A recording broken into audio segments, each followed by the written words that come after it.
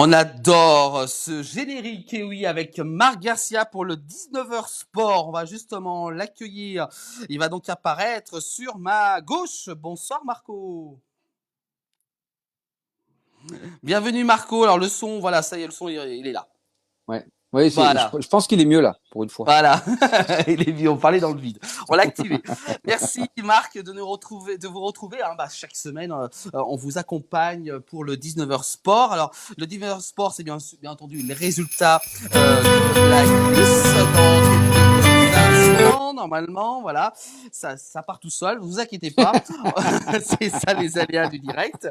On va justement, Marco, parler des résultats de la glisse durant ce week-end et également aussi, les gens pourront vous poser vos questions, des questions donc sur l'aspect technique, puis également aussi les résultats. Oui, enfin j'espère, en tout cas. On est là pour ça tous Oui, les deux. voilà. Donc n'hésitez pas à le faire pendant justement qu'on va donner les résultats de ce week-end, à poser toutes vos questions et on en reparlera bien entendu juste après. Du côté de Barcelonnette ce soir, notre cher Marc, il Oui, voyage beaucoup. Il était pendant ouais. un mois du côté de l'Autriche et là, changé, revenu Voilà. en France. Changer. Revenu en Ouais. France, après je repars sur Val d'Isère. Ah oui, Ouais, j'ai pas mal de destinations. Je vais faire un tour à Risoul chez ma sœur aussi. Donc oui, d'accord. je vais pas mal naviguer, ouais. Bah, c'est le Bah, principe d'un entraîneur aussi, hein. oui, L'entraîneur de ski c'est alpin, il est ça. obligé de se déplacer pour les athlètes, pour les. Bah, en Autriche, j'avais les Japonais essentiellement. Oui, Et voilà, là, oui. je suis plus avec des Français. Voilà. Voilà, bah voilà, il continue Marc à justement entraîner plein d'athlètes, que ce soit en France et également aussi à l'étranger. Il va de temps en temps même au Japon. Ouais, C'est ça. on a vu les images l'année dernière. Oui, ça va faire partie du programme 2025, oui. Enfin, 2026, en mars, 26, oui, déjà. mars-avril, Oui. pardon, ouais, pour C'est vrai, l'hiver, ça passe vite. normalement. Voilà. Allez Marc, on va commencer Ouais, avec les résultats. On parlera donc pendant que justement on parle des résultats, n'hésitez pas à poser vos questions sur Facebook et YouTube. Ne vous inquiétez pas, on est vraiment en direct 19h18. On va justement commencer les résultats avec ce soir chez les hommes avec Léo ouais. Ankno.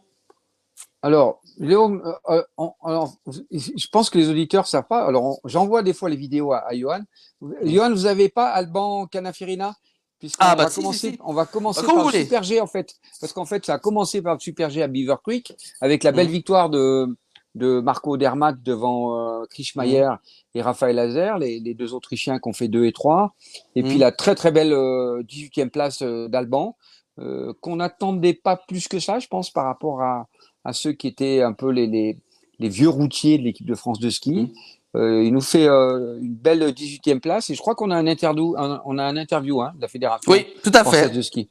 Qu'on va Alors, remercier beaucoup pour ouais, justement tous ces interviews audio et des fois même vidéo qu'on diffuse dans ouais, la place Village. On écoute. on écoute.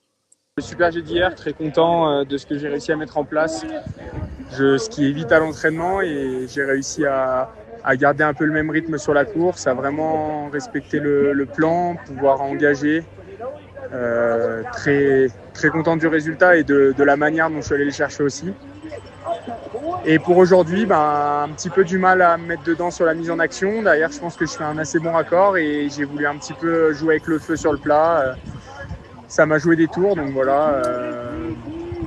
Pas forcément pas content, mais bon, ça skie vite à l'entraînement, donc on va retourner bosser pour être prêt pour Beaver. Voilà, 18e en place Super G. Oui, exact. Alors là, il était interviewé pendant le géant, enfin après le géant, où Hum, malheureusement s'est pas qualifié. Et oui, une belle 18e place, comme je l'ai précisé juste avant. Sur ces neiges américaines, je pense que il va y avoir certainement beaucoup de questions là-dessus. hum, Sur ces fameuses neiges américaines, Colorado, Copper Mountain, difficile pour les athlètes, ils arrivaient d'Europe, en tout cas pour ceux qui couraient aussi les épreuves de slalom, mais aussi les géants. Que dire sur le Colorado?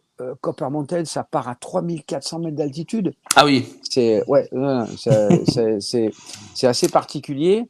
Donc du coup, ouais, après, moi j'ai pas eu Sayoni au téléphone. J'attendais un petit peu son retour sur le débrief qu'ils ont eu sur l'ensemble des super gentils français. Parce qu'on attendait Nils, on attendait Mathieu, on attendait Adri, on attendait Florian. Et puis c'est le petit Alban qui sort une belle course, une belle 18e place. Donc il l'a dit. Je pense que j'ai rien à rajouter par rapport à ce qu'il a expliqué. Et avec un dossard qui était pas parmi les meilleurs, en tout cas il a bien tiré. Il s'est bien engagé. Il a bien pu. Il a eu une bonne sensation sur cette neige là. Donc bravo pour cette encourageante 18e place pour le Super G. Voilà, un beau résultat. Oui. On va continuer avec notre. J'ai en train de lire les questions qu'on est en train de recevoir. Vous allez avoir du boulot. Vous voulez qu'on panache, on répond à des questions qui ont peut-être et on panache avec les résultats. Non, vous voulez faire, on va faire les résultats, après on fera vraiment toutes les questions, ce qui a pas mal de bien sympa. Vous allez avoir du boulot. Bon, je pourrais pas répondre. On continue, Marc. On va parler de Léon Agneau. Du géant homme, qui était le lendemain avec les 4 Français qui se sont bien comportés. Léo, aidez-moi. Septième. Ouais, 7e. Après, Alexis. il y avait Pintu. Voilà, Pintu. Loïan Parent et Thibaut Fabreau, qui fait, à mon avis, une grosse contre-performance, pardon. Mais on va déjà écouter, je crois qu'on a les interviews des 4. Oui. Donc, on va commencer par Léo. Par Léo. Allez, on écoute Léo au micro de la fédération. La première manche, j'ai plutôt fait du bon ski sur les 2 premiers tiers. Derrière, je me suis quand même bien crispé dans le mur. J'ai pas très bien skié. J'étais un peu sur des œufs. En tout cas, j'étais pas sûr de moi. Peut-être dû à la faute à Zolden, mais un peu sur des œufs, ouais. Derrière, j'ai bien skié en bas. Donc, j'avais quand même les 3 quarts de la course qui étaient plutôt du bon ski. Donc, j'ai essayé de garder ça en tête et de corriger ce que j'avais mal fait à la 2 tout en prenant un maximum de risques. Voilà, j'étais quand même bien énervé après la première manche avec l'envie de bien faire et d'être revanchard pour la 2. Et je suis plutôt très satisfait de ma deuxième manche, même si mon point fort, qui est le mur, n'est pas encore au niveau de ce que je suis capable de faire. Mais c'est quand même une très bonne deuxième manche et top 7, c'est une très bonne course aussi. Voilà pour les réactions de Léo. Ouais, une belle 7e place parce que l'année dernière, il avait déjà fait 2e derrière Odermatt en géant. Mais une belle 7e place, c'est vrai qu'après Zolden, pour lui, il avait très bien skié, il était sorti, il était resté, c'est jamais marrant, hein, quand on sort et quand on va vite. Et là, encore une fois, j'avais eu Yule, le technicien, j'appelle souvent Philippe Petitjean, de dire qu'est-ce qui se passe avec ces neiges américaines, qu'est-ce qui se passe là-bas, et il me disait, oh putain, la neige, elle est très abrasive, elle est très, très sèche, et il faut rester affûté, mais en même temps, il faut désaffûter l'extérieur. Je vous expliquerai plus en détail tout à l'heure, mais globalement, c'était compliqué pour trouver les bonnes sensations avec le bon choix des skis, la bonne préparation des skis. Et Léo l'a dit spécifiquement dans la partie raid, qui est plutôt un point fort chez lui. C'était ce qui a peut-être un peu pêché, mais être dans les 7, je pense que c'est bien pour lui. Et là, le week-end prochain, il y aura le géant de Vale Beaver Creek juste à côté. Donc non, c'est bien pour Léo, très bien. Voilà pour ces réactions. On va continuer avec cette fois-ci Alexis qui apparaît, Alexis Piottiro qui a terminé 12e. Exactement, 12e. On écoute Alexis. Bon, on écoute Alexis justement, toujours avec ses sons, ses sons de la fédération.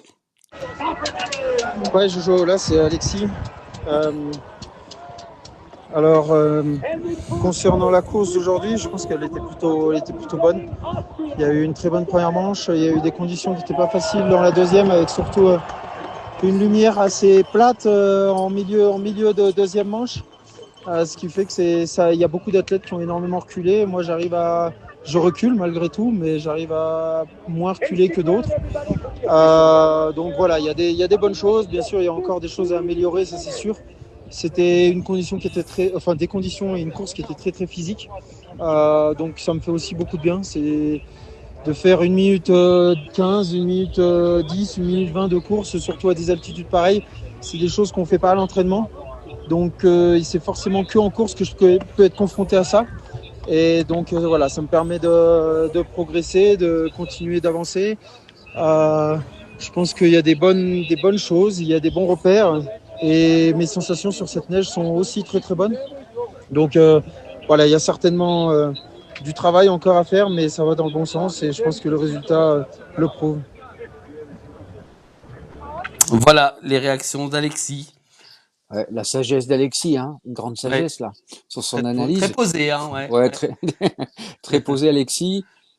Oui, alors la particularité, c'est que les trois quarts des athlètes avaient en général tous une mauvaise sensation par rapport à ces qualités de neige et la préparation et le choix des skis. Alexis, ben moi je pense que quand il dit il y a des choses à travailler, c'est en général souvent sur des changements de pente, des changements de rythme, sur des courbes plus ou moins longues, c'est-à-dire ce qu'on appelle des bananes, sur des rentrées des changements de rythme. Donc là, c'est certainement des choses sur lesquelles il s'est déjà un petit peu rassuré, mais il va falloir continuer à travailler en vue de Beaver Creek. Et l'essentiel, c'est qu'il soit lui-même satisfait de ses sensations, d'avoir digéré cette altitude, comme il l'a lui-même précisé. Donc on attend de voir comment maintenant ils se préparent tous pour Vail Beaver Creek qui sera le week-end prochain. Voilà. Voilà, En géant. à suivre. Ah, Voilà, ouais. donc dans les prochains jours, on va continuer également avec cette fois-ci, si tout va mieux, si ça apparaît à l'écran, je pense que ça va apparaître. On va parler de Loevan, c'est ça? Par an, ouais. Ouais, voilà, 21e. 21e, qui fait une belle course, qui fait une très belle course, mais il y a un interview, c'est ça, on va l'écouter. Voilà, on va écouter justement également avec cette interview audio. Bien content de la course. Voilà, l'objectif c'était de mettre des points, donc c'est fait. Personal best, c'est cool, je suis content. Après, il va falloir que je baisse mes dossards encore pour espérer mieux. Je me balance en deuxième, je fais des grailles, c'est dommage, mais ça me tenait à cœur de me balancer, donc c'est chose faite. La journée, elle est bien et je suis très content. Donc voilà, rendez-vous à Beaver. Ah voilà. Voilà c'est pas moi, hein, là, cette fois-ci, ouais. C'est l'audio qu'on nous a envoyé. Non, la banane de cette jeune génération, meilleur résultat pour lui, 21e. Il rentre dans les points parce que pour rentrer dans les points, faut impérativement finir la deuxième manche aussi dans les 30.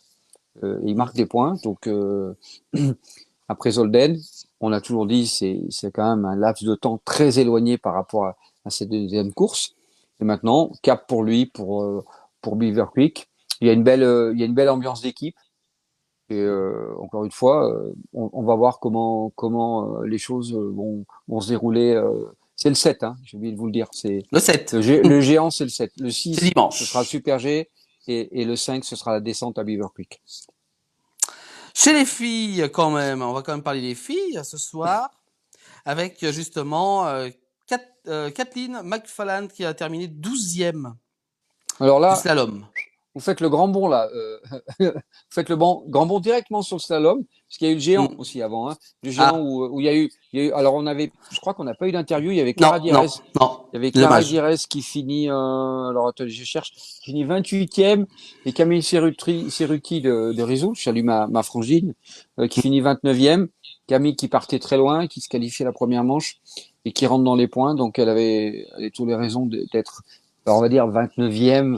On est content d'être 29e. Ouais, elle fait une mauvaise deuxième manche, mais elle marque des points en Coupe du Monde et c'est surtout la chose la plus intéressante pour elle. Clara, on l'attendait bien mieux d'elle, hein, pour être clair. Elle avait un bon dossard. Alors encore une fois, ouais, donc Yul me disait l'autre jour, les mecs sont arrivés en géant, ils avaient des géants d'entraînement qui étaient pas plus de 20 secondes. Alors, quand vous avez des journées d'entraînement et que vous pouvez pas faire plus de 20 secondes, c'est compliqué d'avoir des bonnes sensations, c'est compliqué de se préparer sur, encore une fois, l'altitude et ces conditions de neige américaines. D'accord. Voilà. Merci. Voilà pour le géant. Alors, le géant, c'est la Neo Z, c'est comment il s'appelle ? C'est Alice Robinson qui gagne. Qui fait une magnifique course et qui a d'ailleurs expliqué qu'elle avait eu de très mauvaises sensations devant l'Autrichienne Schieb qui avait gagné à Zolden, donc qui conserve le dossard rouge de Coupe du Monde. Et troisième, c'est Stenersund, la Norvégienne, un bon retour, qui fait là un magnifique podium, une belle 3e place. Voilà pour le géant femme. Maintenant, Voilà. vous Le pouvez slalom. attaquer avec le slalom. Le slalom 12e pour Kathleen. On va écouter justement une interview audio, hein, Marc. On se retrouve après. Allons-y. So that was very fast. Obviously, you were in the first place leader. So coming from what was it, DNF, right? Yeah, DNF in Virgo. What did you change in your preparation for today? J'ai pas changé grand-chose. J'ai essayé de rester un peu régulière dans ma façon de penser, ma façon de skier. Je pense que même si j'étais DNF à Gurgle, j'étais quand même assez vite. Donc voilà. And what was the most challenging part of this slope today? Je pense que la chose la plus difficile, c'est la neige, parce qu'elle est très très accrochante, elle prend beaucoup les pieds. Donc c'est super important de laisser un peu filer les skis et de pas trop remonter en fait. And how happy are you with the result and what's going to be like the next steps in your preparation? Je suis super contente de ma deuxième manche, forcément. Et puis la suite, là, ça va être un peu de géant à Mont-Tremblant. Et puis après, le prochain slalom à Courchevel. Et je vais essayer de pousser encore plus fort. Voilà pour les réactions. Ouais, Avec la traduction également. Hein. Ouais, en fait, oui, parce que Kathleen, je crois qu'elle est écossaise, il me semble qu'elle est papa ou la maman. Donc, du coup, oui, elle parle très bien anglais. Et c'est sa meilleure perche, je crois, en Coupe du Monde, 12e. Elle a, surtout, la particularité, c'est qu'elle a gagné la deuxième manche devant Chiffry, bon, qui, elle, partait beaucoup plus loin, elle partait 30e, hein, la deuxième manche. Elle gagne cette deuxième manche. Et Dieu seul sait qu'il y avait quand même pas mal d'adversaires. Donc là, c'est vraiment bravo à elle et bravo à toute l'équipe parce que elle l'a expliqué. Et je pense qu'on va en revenir au travers des différentes questions. Cette qualité de neige a joué un rôle important et la façon de se préparer, la façon d'être. Alors, quand elle vous a dit, ouais, le problème c'était d'éviter de remonter. Ça peut-être pour vous, c'est de dire qu'est-ce qu'elle est en train. Pourtant, elle est en train de skier, donc légitimement, elle va vers le bas. En fait, souvent on dit dans le ski, remonter, c'est-à-dire que au lieu d'avoir les skis quand vous passez la porte qui va vers la pente, vers le bas, on a un peu tendance, ce qu'on appelle à boucler. Et donc les skis ont tendance un petit peu à remonter. Donc c'est comme ça que vous pouvez aussi perdre du temps. Donc quand elle dit ça remonter, c'est pas remonter à pied, on est bien d'accord. Mais c'est des mots qu'on utilise au niveau du coaching avec nos athlètes. Voilà. Merci Marc pour toutes ces explications et également aussi tous ces résultats. On va continuer à 19h34. Vos questions en direct, on a beaucoup. On va d'abord retrouver YouTube avant, bien entendu. Alors justement, avec grand appareil, Marc, je n'ai rien compris aux explications de Masnada sur Eurosport. En quoi la neige de Copper Mountain était particulière et comment fallait-il s'adapter? Très bonne question. Et ça fait un petit moment que En fait, ces neiges américaines, c'est des neiges très très sèches. En plus, on est sur des altitudes dans le Colorado. Vous avez même Winter Park. On skie quasiment au sommet à plus de 4000 mètres d'altitude. C'est très particulier. Il y a de la végétation à ces altitudes-là qu'on n'a plus du tout schématiquement en Europe. Alors, c'est des neiges très sèches et ce qu'on appelle très abrasives. Et la particularité de alors, ils ont essayé d'injecter, d'après ce que m'a dit Yule, c'est Philippe Petitjean, technicien de chez Rossignol, qui me disait, il faut être, globalement, il faut avoir les skis très affûtés. Alors, encore une fois, il y a des préparations de ski. Et ces neiges-là, si vous voulez, le ski a tendance à énormément accrocher sur la neige. Et les athlètes ont du mal à libérer le ski, justement. Kathleen qui disait, éviter de remonter, c'est que quand il faut lâcher le ski dans la pente, quand vous êtes perpendiculaire à la pente, quand la quart du ski est trop affûté, ou en tout cas que le ski est trop accroché dans la neige, eh ben ça vous fait soit un phénomène où ça remonte, ou soit ça vous fait un phénomène de catapulte vers le bas. Et là, pour le coup, vous perdez beaucoup de temps. La difficulté de ces neiges-là, c'est que c'est l'adaptation. C'est-à-dire que même que c'est toutes les meilleurs skieurs du monde, on les a vus, c'est que ça demande un laps de temps assez important pour s'acclimater quand on vient sur toute l'Europe. Parce que c'est comme si vous étiez, c'est comme si vous étiez sur un phénomène de sable. Et donc, la particularité technique de ces neiges américaines, c'est que quand vous passez d'un virage à droite à un virage à gauche, dans votre transfert, quand vous appuyez sur votre ski, il faut appuyer le plus tôt possible et éviter d'avoir une amplitude latérale pour que si vous éloignez votre ski de votre centre de gravité, ben en fait, votre ski, c'est comme s'il dérapait. Vous avez la sensation qu'il n'y a plus du tout d'accroche. Et c'est ça le paradoxe de ces neiges américaines. Encore plus, c'est que vous avez sur une paire de skis, vous avez le ski aval et le ski amont. Le ski aval, c'est le ski qui est vers le bas, le ski amont, c'est vers le haut. Et vous avez toujours ce qu'on appelle la carre interne et la carre externe du ski. Et le ski amont, vous avez la carre amont, et si elle est trop affûtée aussi, eh ben ça peut jouer des tours à certains athlètes. Et là, alors là, c'est plus le débat, c'est plus le discours qu'il peut y avoir entre un coach et un athlète, c'est essentiellement le discours qu'il y a entre l'athlète et son technicien. C'est pour ça que j'avais appelé Yul pour avoir des informations sur ses qualités de neige.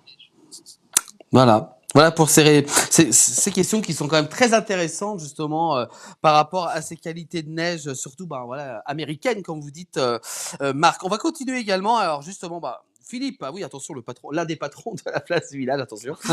Est-ce important que on est cool, hein. Est-ce important que les conditions météo soient très bonnes pour la préparation de la saison? Oui, évidemment. Alors, à Copper Mountain, on a vu qu'il n'y avait pas beaucoup de neige hein, quand ils sont arrivés. Il faisait pas très froid non plus. Donc, ce qui a permis une préparation de piste avec une injection, c'est-à-dire qu'on utilise de l'eau, on injecte, mais pas trop non plus. Après, derrière, ils ont pris un petit peu de froid. Aux États-Unis, en tout cas à Copper, qui est le centre national de l'équipe américaine, hein, qui en général commence à s'entraîner début octobre sur Copper Mountain, c'est quand même des neiges et c'est quand même un programme particulier d'entraînement. Et ces neiges-là, qu'ils ont eu là, on n'a pas du tout les mêmes chez nous. Et on voit que depuis quelques jours, on a quand même bien plus de neige en Europe qu'il y en a dans le Colorado pour l'instant. Voilà. Et oui, il y a eu beaucoup de neige chez nous, c'est vrai. D'habitude, c'est le contraire. D'habitude, c'est un peu le contraire. On va continuer avec. Oh là, attention, là, ça rigole pas. Pierre Ognon. Alors attention. Bonsoir Marc et toute l'équipe. Je n'ai pas pu apprécier pleinement les courses ce week-end parce que je pense qu'Eurosport ne nous donne pas toutes les informations quant aux qualités de la neige, l'aiguisage des carrés, etc. J'ai que des skis de Sarah Hector, Badollet, beaucoup en slalom géant et oula. Pouvez-vous nous éclairer un peu plus justement sur Masnada? Une grande question là. Alors, on voit les pros quand même. Hein. Ouais, on voit les pros. Alors, Sarah Hector qui est chez Ed, elle a une technique particulière. C'est une fille très puissante. Alors, Badolé, ça veut dire que, vous savez, le ski faisait un peu comme ça. Il secouait comme ça, voire dans le sens longitudinal, mais aussi latéralement. Là, en tout cas, de ce que j'ai pu voir à la télévision, c'est un schéma caractéristique et classique au niveau de la préparation du ski. C'est que très souvent, ces athlètes-là, elles ont des skis affûtés à 87. Alors, je vous ai montré ça. Ça, c'est une équerre qu'on utilise au niveau des skis pour préparer les skis. Vous voyez, vous avez une équerre ici qui donne un angle X. C'est-à-dire que là, c'est un angle qui est au départ basé à 88. D'accord? Vous avez compris, 90, c'est un angle parfait. Plus vous le fermez, plus vous avez, et plus ça rend la carre, j'allais dire, incisive et agressive. C'est comme une lame pour se raser. C'est comme les lames pour se raser. Donc, en général, ils ont des standards. C'est-à-dire qu'ils ont un 87, 0,5, c'est le tombé de la carre par rapport à la semelle. Et après, l'affûtage. Ça, c'est un appareil qui affûte aussi. Vous avez aussi des machines qui s'appellent Snowglide et bien d'autres marques. Et en fait, après, on travaille sur la qualité d'affûtage. C'est-à-dire que vous pouvez être capable d'avoir un affûtage, on va dire, très affûté, mais un affûtage très agressif, moins agressif. Et le problème qu'a eu Sarah Hector, comme d'autres, c'est que qu'est-ce qu'ils ont décidé en fonction de cette qualité de neige, où malgré tout, il y avait besoin d'avoir des skis affûtés, il fallait être énormément sur ce fameux ski aval, ce ski extérieur, mais aussi, moi je pense que au lieu de partir sur des affûtages, sur des angles comme ça de 87, il aurait peut-être été intéressant d'avoir peut-être un 88, par rapport à ces neiges américaines avec un affûtage. Mais encore une fois, c'est le laps de temps que vous avez quand vous arrivez d'Europe pour vous préparer à ces neiges américaines. Comme je vous l'ai dit, 20 secondes de piste d'entraînement, c'est un peu court. Et donc, là, il y a un panel de ski pour une Sarah Hector. Elle a 4, 5, 6 modèles. Et c'est ce qu'on fait avec ça. Et la discussion, encore une fois, c'est le technicien avec son athlète. Qu'est-ce qu'ils font? Qu'est-ce qu'elle dit? Bon, mais moi, finalement, je reste comme ça. Et alors, dire, ouais, mais les sensations sont pas bonnes. Mais finalement, je décide de faire ça. On a vu que Pierre, justement, l'explique. Enfin, en tout cas, pose la question. C'est que il y avait une certaine finesse, il y avait il y avait des choix à faire, à mon avis, sur autant la qualité du ski que de la préparation du matériel et notamment l'affûtage des quarts, qui était primordial notamment sur le géant, mais on a aussi vu en slalom chez les femmes. Voilà pour la réponse. Et puis Pierre également qui nous dit qu'il a rien compris sur les explications au sujet des quotas par nation. Il y a beaucoup de choses qui étaient difficiles à comprendre. Alors, en fait, ce qui se passe, c'est que, j'ai essayé de vous faire un résumé. Alors, je vous rassure, quand j'ai des sujets comme ça sur le règlement international ou par exemple la préparation des skis, j'appelle les techniciens, les servicemen, d'abord pour avoir les retours sur les préparations de ski et le choix des skis et les qualités de neige. Et là, j'appelle souvent Jacques Pastor qui est à Monaco ou alors Anne-Chantal Grévy qui a été présidente à la Fédération française de ski, qui s'occupe des délégués techniques côté France pour la Fédération internationale. Et souvent, l'interprétation d'un règlement, vous savez, ce qu'on appelle le cahier, le RIS, le règlement international, il est épais comme ça. Il faut aussi pouvoir, je dirais, expliquer d'une manière assez concrète. Alors, les quotas, chez les filles, il y a 8 athlètes, toutes disciplines en géant, descente, slalom, super géant. Il y a 8 possibilités d'inscrire des athlètes. Chez les garçons, c'est 7. Quel que soit le pays, on est d'accord? Ça, c'est la possibilité c'est le quota, ce qu'on appelle les quotas maximum. Le quota de 8 chez les filles, 7 chez les garçons, quelle que soit la discipline. Jusque-là, vous me suivez? Ensuite, vous avez ça c'est le quota maximum. Ensuite, vous avez un quota de base pour toutes les nations. C'est-à-dire que vous pouvez avoir l'Autriche, la France, l'Italie, je dis une bêtise, le Maroc, la Tunisie, le Népal, Nicaragua, tout le monde a le droit à un quota de 1 en Coupe du Monde, garçons et filles. Ça, c'est la base. Ensuite, vous avez le classement mondial sur les résultats de la Coupe du Monde, ça s'appelle le classement WVSL, et les 60 meilleurs au classement qui a un rajustement pendant tout l'hiver, c'est-à-dire que là, il y aura un rajustement le 15 décembre, vous permet d'avoir un nombre de personnes qui puissent rentrer dans les quotas.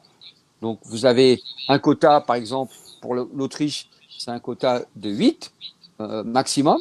Vous avez les stages, c'est en fonction du nombre de personnes qui sont dans les 60 meilleures mondiales au classement de la Coupe du Monde, mais aussi au classement mondial, c'est-à-dire que vous pouvez être dans les 150 meilleurs mondiaux. Et là, vous avez des quotas. Alors, le pays organisateur, j'ai essayé de faire simple, le pays organisateur qui était c'était les États-Unis, et les Américaines, ça allait. Si vous avez, par exemple, 2 athlètes qui sont schématiquement dans le classement des 150 meilleurs mondiales, vous avez un quota affilié et ensuite, vous pouvez avoir un maximum de 6 personnes qui courent parce que vous êtes le pays organisateur.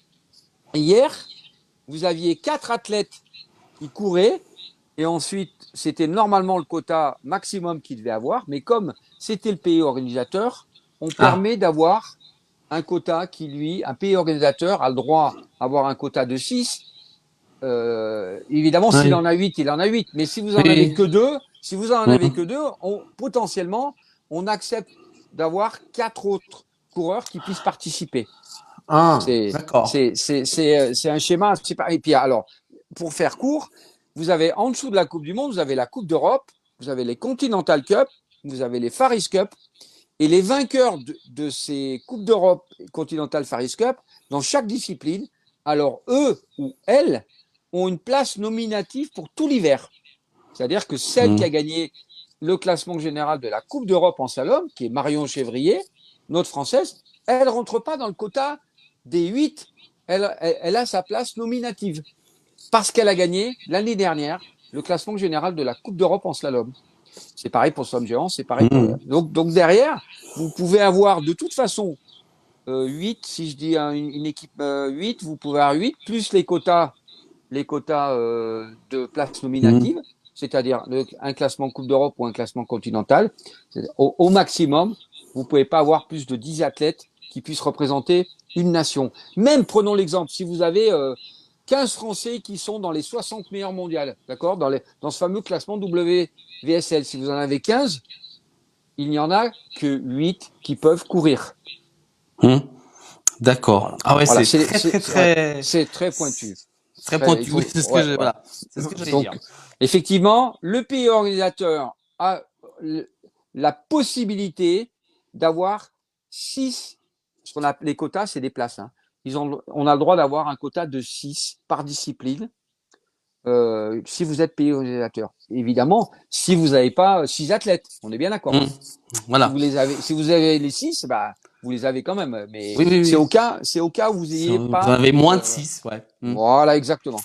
Voilà, j'espère que vous avez bien compris chez vous. Voilà, notez bien, tout ça. Pas facile. C'est quand même, c'est des choses qu'on connaît pas les fois quand on regarde la télé. C'est vrai que, justement, on va parler de télévision avec un commentaire sur YouTube en direct à 19h48. J'ai suivi les courses de Copper Mountain sur Eurosport, mais j'étais vraiment surpris par les commentaires. Pour un sport aussi spectaculaire que le ski, c'est frustrant d'avoir si peu de magie, de dynamisme dans la présentation des performances des athlètes et la mise également en relief des difficultés et des performances des athlètes. Je trouve que les skieurs français méritent mieux, surtout avec les performances réalisées. Bravo à Kathleen. Et puis, justement, une autre question de la même personne. Je ne sais si c'est toujours ainsi, mais là, j'ai été vraiment frustré. Est-ce toujours ainsi? C'est une bonne question. Ça, c'est une grosse question là sur YouTube. Ouais, moi, je peux pas répondre pour ceux qui font des commentaires. Après, chacun est libre de parler et d'expliquer ce qu'il pense et de la façon dont il puisse analyser. Après, c'est facile de tirer sur les autres. Après, c'est une évidence que quand vous êtes consultant, quand vous êtes aussi technicien, il y a des choses qui sont pas faciles à aller chercher pour pouvoir expliquer un résultat, ou en tout cas aussi une contre-performance. Voilà, commenter une contre-performance.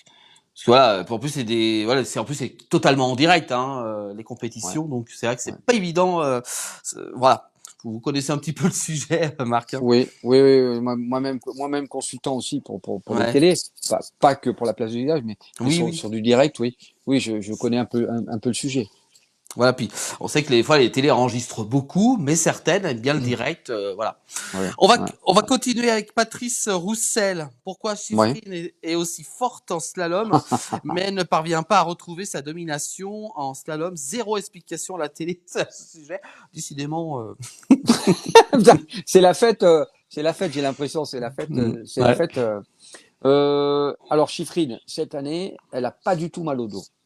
Alors, ce qui veut dire, ça vous dire quoi, elle a pas le mal au dos, c'est que du coup, techniquement, cette année, à mon avis, elle a passé un cap. Alors, ça vous paraît bizarre, c'est-à-dire qu'elle a un bassin encore plus haut que d'habitude. Elle avait déjà cette tendance-là. Elle a un bassin très haut, elle a un physique hors norme, elle a un mental pareil, qui est assez faramineux. Shiffrin, en slalom, aujourd'hui, vu les tartes, comme on dit dans le jargon, qu'elle leur met, Shiffrin, elle avait la particularité, elle a gagné 3 sur 3, hein, elle a quasiment gagné les 6 manches. Shiffrin, là, pour le coup, sur ses neiges américaines, elle est chez elle. Elle, justement, dans sa phase de transfert, avec son bassin très haut, et en chargeant son pied très très tôt dans la courbe, on a vu ce que ça pouvait donner. C'est-à-dire que on a l'impression qu'elle boxe pas du tout dans la même catégorie par rapport aux autres. Et Shiffrin, à ce niveau-là, cette année, moi je l'avais vu à l'entraînement, j'avais dit oula, ça va faire drôle parce qu'elle skie nettement mieux que ces dernières années, je pense. Elle a élevé le cursus. Alors, Mhm. c'est une bosseuse, elle travaille. Hein, pareil, elle travaille sur son matériel, elle travaille beaucoup, elle est avec Atomic. Et Shiffrin là-dessus, quand on discute avec les coachs vous disent, bah, et quand elle arrive en bas, il n'y a pas besoin de discuter 40 ans, elle sait exactement ce qu'elle a fait et ce qu'elle a mal fait. Et là, pour le coup, bah, c'est de l'expérience. Elle en est à sa 103e victoire en Coupe du Monde. En slalom, à mon avis, cette année, ça va être très très compliqué d'aller la chercher. En géant, comme elle s'était blessée, elle s'était fait mal, elle essaie de Mhm. retrouver ses marques en géant. J'ai pas trop de doutes là-dessus, je vous rassure. Qu'elle puisse.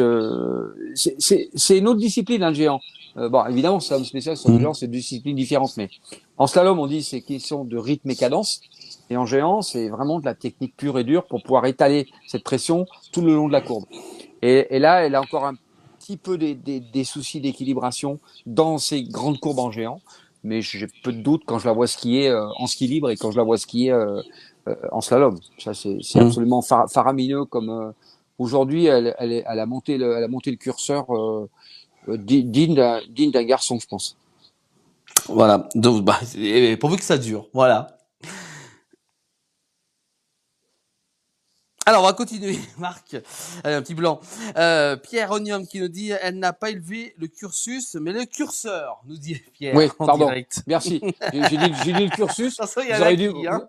vous auriez dû me rattraper. Vous auriez dû me rattraper au moins, disant Marco, c'est pas très français. Le curseur. Désolé. Merci Pierre de m'avoir corrigé.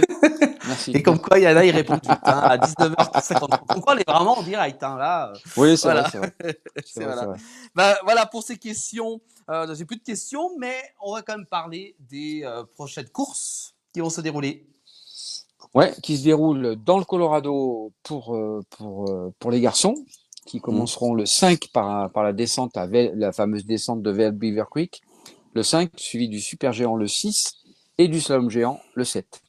Donc ça, ils iront sur le continent ils sont pas très loin, Copper Mountain, Vail Beaver Creek, c'est pas très très loin. Et les filles ont basculé sur le Canada, à Mont-Tremblant, pour deux géants qui auront lieu le 6 et le 7. Mont-Tremblant, qui d'ailleurs, Clara Direz avait fait sa meilleure performance. Elle avait vraiment claqué un magnifique résultat là-bas. Donc je pense que toutes les filles sont reparties voir nos cousins canadiens, comme on dit. Et voilà pour le week-end le ski alpin. Prochain, Cher ami. voilà. Ouais, 6 et 7, voilà. Ouais. Bah, merci beaucoup, Marc, pour toutes ces explications, également aussi réagir aux résultats, également aussi répondre à nos téléspectateurs. Je vous rappelle, en télévision, en tablette et en smartphone, vous pouvez donc nous suivre sur ces 3 supports. Toutes les semaines, Marc nous accompagne et donc on est très heureux de l'avoir et on va bien le garder. Voilà. Pour la petite info, Oui. les slalomers de l'équipe de France vont être sur Val d'Isère là, début de semaine prochaine. Peut-être cette fin de semaine, ils sont restés en Europe puisque leur prochaine course pour les slalomers purs et durs, comme Clément Noël, Paco Rassa, Steven Amiez, ce sera Val d'Isère. Je crois que c'est le 12 ou le 13 ou le 13 et le 14. C'est samedi, dimanche. Donc allez-y, ce sera un magnifique spectacle. En plus, je crois qu'il y a les 80 ans je sais pas si c'est pas le critérium. Il y aura vraiment de belles choses. Et donc nos slalomers français vont être à mon avis, basés entre Tignes et Val d'Isère et sont en train de se préparer. Évidemment, la facilité, c'est de pouvoir se préparer sur le terrain où il y aura la compétition. Voilà. Voilà, on suivra tout ça, bien entendu, dès la semaine prochaine, avec encore d'autres résultats, avec Marc Garcia. Merci beaucoup, Marc. Merci à vous. Alors, Johan, je vais attendre à ce que vous me posiez une question. Et là, bah en fait, non, j'ai il y en avait trop. Il y en avait trop. Oui, puis il y a des questions, voilà, ça des m'est questions. un petit peu pareil aussi dans la tête. Hein, les questions étaient très très intéressantes ce soir. Hein. Voilà. Sur les quotas. Bon, voilà, sur les quotas surtout. Voilà. Bah merci beaucoup Marc pour toutes ces questions. Voilà, 19h56, on va vous laisser Marc et puis on se retrouve quand vous voulez hein, pour nous parler également de l'aspect technique également. Hein. On en parle très souvent et également aussi à répondre aux questions donc de nos téléspectateurs. Voilà. Ouais. Sur la sécurité essentiellement. Hein. Oui, voilà. Principalement sur la sécurité. Hein. Voilà. Bah merci beaucoup Marc. Bonne soirée. Et puis, Salut on à tous. rappelle à tous ceux qui nous regardent qu'ils peuvent revoir cette séquence du 19h Sport dès demain sur Facebook, YouTube, TikTok et Instagram. Voilà, tout ça pour pouvoir retrouver donc cette rubrique. Voilà. Merci à tous. Et puis bonne soirée. Moi, je vais aller, je vais aller affûter les skis, vous voyez, avec ça. Voilà, au boulot. Voilà. Bonne soirée, Marc.